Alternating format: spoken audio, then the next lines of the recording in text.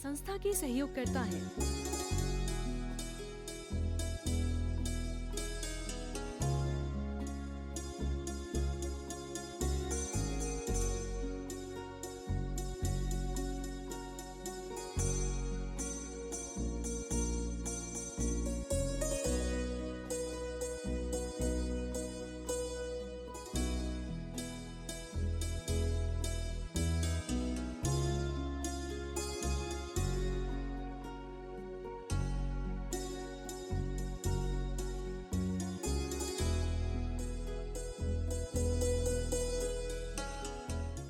चेहरे हैं, चेहरे पे चेहरे हैं, दाग बहुत गहरे हैं। चेहरे पे चेहरे हैं, दाग बहुत गहरे हैं। धर्म के नाम पर हम अंधे और बहरे हैं। वास्तव में आज चेहरे पे चेहरे हैं। आदमी कहता है कि रावण का 10 मुख थे। रावण के 10 मुख थे, लेकिन वो एक मुख से बोलता था। आज के आदमी का एक मुख है, लेकिन वो 10 मुख की बातें करता है। नौकर से अलग बोलेगा, अफसर से अलग बोलेगा, बीबी से अलग बोलेगा, ग्राहक से अलग बोलेगा, तगादे वाले से अलग बोलेगा, अफसर से अलग बोलेगा, चपरासी से अलग बोलेगा, कोई बड़ा आदमी होगा तो अलग बोलेगा, गरीब से अलग बोलेगा। उसके सेकंडों में उसके रंग गिरगिट से जल्दी बदल जाते हैं, क्योंकि आदमी जैसा मौका वैसा काम हो गया है। जब मतलब निकलता है तो बहुत अच्छा होता है, जब मतलब निकल जाता है तो पहचानता तक नहीं। और एक बार ऐसा ही हुआ, एक राजा शहर में आया और उसने देखा कि एक दुकान पर लिखा है कि आपको कौन सी तस्वीर निकलवाना है। एक तस्वीर थी 50 रुपये की, एक तस्वीर थी 500 रुपये की और एक तस्वीर थी 50,000 रुपये की। राजा ने दुकान पर जाकर फोटोग्राफर से पूछा कि भाई फ़ोटो किसकी खींचेगा जो इतने इतने दामों का अंतर है। उसने कहा आप बताइए आपको कौन सी खिंचवाना है। उसने कहा कौन सी का मतलब क्या, मेरी फ़ोटो खिंचवाना और कौन सी खिंचवाना है। वो कहने लगा जैसा तू है वैसी फ़ोटो खिंचेगी तो 50 रुपये की खिंचाएगी, तू जैसा लोगों को दिखता है वैसी फ़ोटो खिंचवाएगा तो 500 रुपये की खिंचाएगी, और तू जैसा चाहता है कि परमात्मा तुझे बनाए यदि वैसी फ़ोटो खिंचाएगा तो 5,000 रुपये की खिंचेगी। ये 5,000 रुपये का इतना फ़र्क क्यों? 50 रुपये की, 500 रुपये की और 5,000 रुपये की। उसने कहा लोग होते कुछ हैं, दिखते कुछ हैं और परमात्मा से चाहते कुछ हैं। होते बिल्कुल 420 हैं और दिखते हैं 1 नंबर के, और परमात्मा से चाहते कि उसे सबसे श्रेष्ठ बना दे दुनिया में। बनना नहीं चाहते, खुद को नहीं बदलना चाहते, परमात्मा को बदलना चाहते हैं। खुद की जीवन शैली नहीं बदलना चाहते, खुद को नहीं देखते हैं, सारा समय दूसरों को देखने में बर्बाद करते हैं। हमारे आचार्य कहते हैं कि अप्पा अप्पम रहियो इन एवं परम हवे जानम, माँ मुज्जय मारज्जय माँ दुस्सय इठ निठ्य अत्यसु थिर मिच्छय जय चित्तम विचित्र झाणप्य सिद्धि है कि आप जैसे हो वैसे ही दिखो। माँ मुज्जय माँ रज्जय, मोह मत करो, राग मत करो, दोष मत करो। और हम मोह ही कर रहे हैं। हमें लोग नहीं पूछते हैं, लेकिन हम उन लोगों के पीछे पड़े हैं। आपने देखा होगा मरते दम तक माँ बाप को अपने बच्चों की चिंता होती है और बच्चों को माँ बाप की नहीं होती है। मरते वक्त तक सेठ साहूकार के दिमाग से चाबी नहीं निकलती है, वो व्यापार नहीं निकलता है।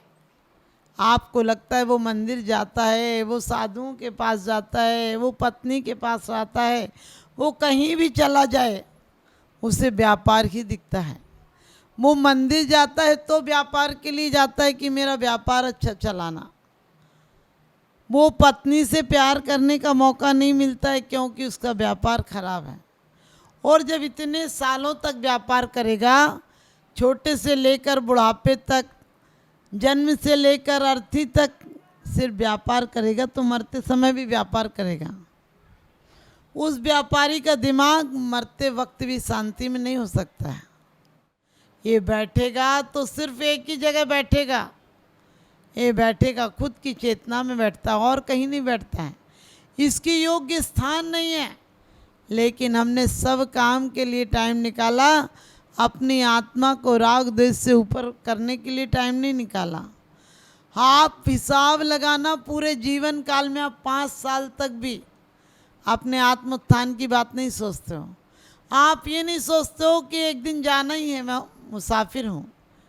4 दिन की चांदनी और फिर अंधेरी नाथ, राजा मरकर कीड़ा होवे, कीड़ा असुर पद पावे। जो धर्मात्मा होता है वो जानवर भी हो तो आगामी काल में जिनवर हो जाता है और सेठ साहूकार हो जाता है। कपिस्वान सिंह ने बिलाली बैल विचारे, तिरंच जिने रंचना तबोधि चितारे, इत्यादि को सुरधाम दे शिवधाम में धारे, हम आप से दातारी को प्रभु आज निहारे। कपिस्वान सिंह ने बिलाली बैल विचारे, जो बंदर थे, जो नेवला थे, जो सर्प थे और जो सिंह थे, ये चारों पहले कौन थे? ये चारों पहले राजा, मंत्री, पुरोहित और सेनापति थे। लेकिन इन्होंने द्रव्य दान खा लिया और उसका परिणाम ये निकला कि मरकर इन सब जानवरों में हुए। थे तब बेईमानी की। आप भी अपना हिसाब लगाना, कौन सी बेईमानी है, कौन सा पाप है, कौन सी कसाई है जो तुम्हारा मन कभी जागृत या सुसुप्त अवस्था में नहीं कर लेता है। सोते सोते आप देखो कितने पाप कर लेते हो। सोते सोते जिससे आप दिन में गले मिल रहे थे उस पे गले पे खंजर चला देते हो सपने में। जिसकी आप तारीफ कर रहे थे उसकी बुराइयां करते हो। जिसको कह रहे थे बहुत अच्छा आदमी है, सपने में उसी से झगड़ा हो जाता है। अंदर बाहर से एक नहीं हो, जीवन भर दोहरा जीवन जीते हो और दोहरा जीवन जीने के कारण आप मरकर त्रियंच में चले जाते हो, जहाँ बोलने की शक्ति नहीं है, जहाँ अपने दुखों को, दुख तो बहुत है, प्रचुर मात्रा में है, लेकिन दुखों की अभिव्यक्ति की शक्ति नहीं है। आप सोचो कि हम मंदिर में आते तो क्या मंदिर के होके आते हैं? हम जो काम करते हैं उसमें तल्लीनता है क्या? खाते हैं तो खाने में मन से नहीं खाते हैं।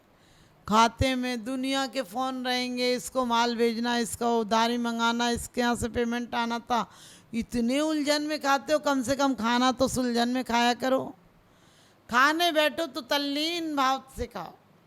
खाने बैठो तो तुम्हारा एक एक स्वाद तुम्हें 1000 गुना सुख दे, क्योंकि भोजन में सुख नहीं है, तुम्हारी संलीनता में, तुम्हारे आत्म विभोरता में सुख है।